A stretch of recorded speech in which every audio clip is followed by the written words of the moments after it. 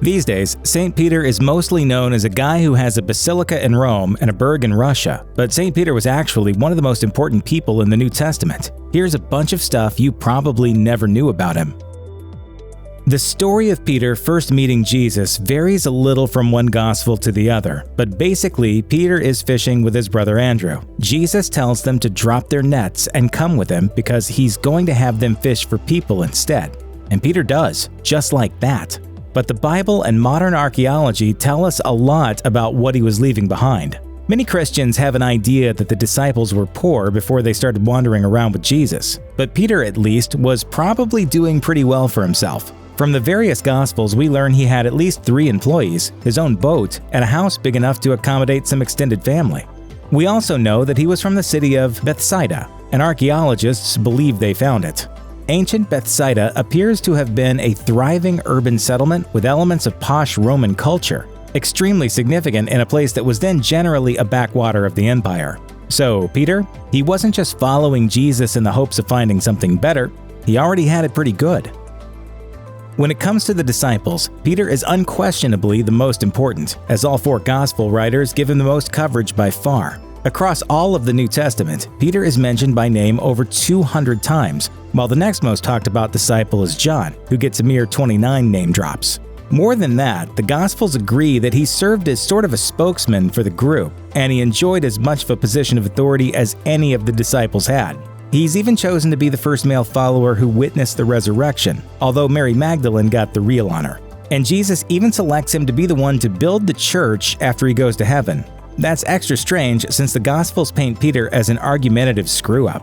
Peter is always asking Jesus questions and arguing with him, and he doesn't always have unwavering faith in his Messiah. Still, Jesus gives him the benefit of the doubt, and that says a lot about forgiveness and faith.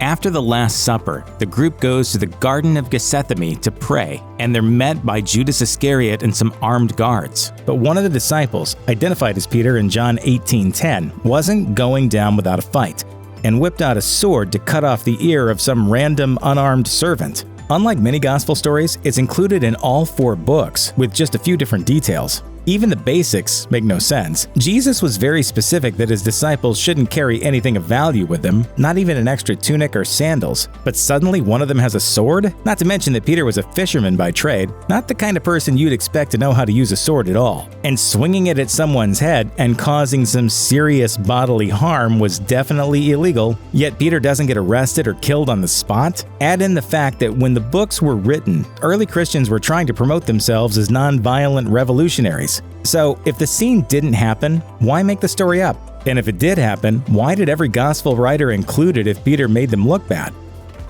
Here's a strange little tale. Acts introduces readers to a guy named Simon Magus, who sees the disciples performing great feats and miracles and offers to pay them to give him the same powers.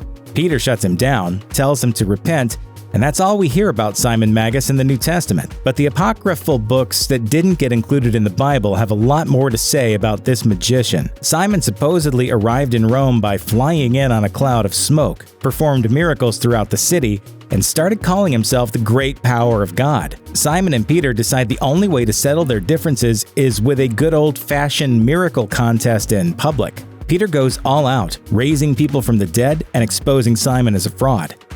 To save face, Simon declares he's going to jump off the Roman Forum in front of the Emperor Nero, no less, to prove that he can fly. But Peter prays for Simon to crash, and he does, causing an injury that later kills him. But Simon got his time when a sect that believed he was God arose in the 2nd century. The Bible doesn't actually tell us what happened to Peter after he went off to preach. The only thing to go on is a very metaphorical statement Jesus makes in John that says, quote, "When you grow older, you will stretch out your hands and someone else will tie you and carry you where you don't want to go." This is supposed to show that Peter, too, will be crucified, even if it's extremely vague and symbolic. But non-biblical early church sources are unanimous in their reports that Peter was crucified, most likely in Rome. While the exact year is harder to pin down, it's generally accepted that Peter was caught up in Nero's crackdown on the budding Christian religion starting in 64 AD. But the oft-repeated story that he was crucified upside down at his own request because he didn't think he was good enough to die in the same way as Jesus is harder to substantiate. Very few sources mention this detail, and while there is evidence Roman executioners sometimes mixed up the whole crucifixion process just for their own entertainment, why would they do what a condemned prisoner asked them to? Peter is considered a key guy in many religions, from Protestantism to Islam, but the Catholics took his importance a major step further. They interpret a passage in Matthew to show that Peter wasn't just an important apostle, he was the guy who was going to be in complete charge after Jesus was gone. From just a few simple sentences grew a huge, complex organization with one guy at the head, the Pope. Peter was followed by other popes after his death, and the line is considered unbroken to this day, minus some anti-pope drama here and there.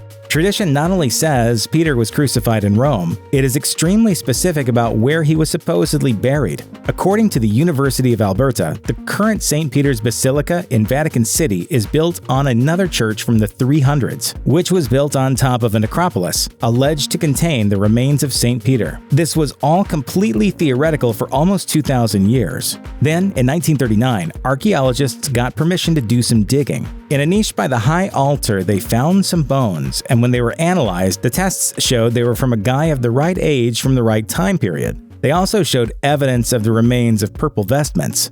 The BBC says the cherry on the cake was the ancient inscription next to the bones reading Petros Imi, or Peter is within. Pope Francis unveiled the bones for the first time in 2013. That didn't stop another church from stepping forward in 2017 to claim that they had the real remains of St. Peter, so one thing seems sure, we'll never really know.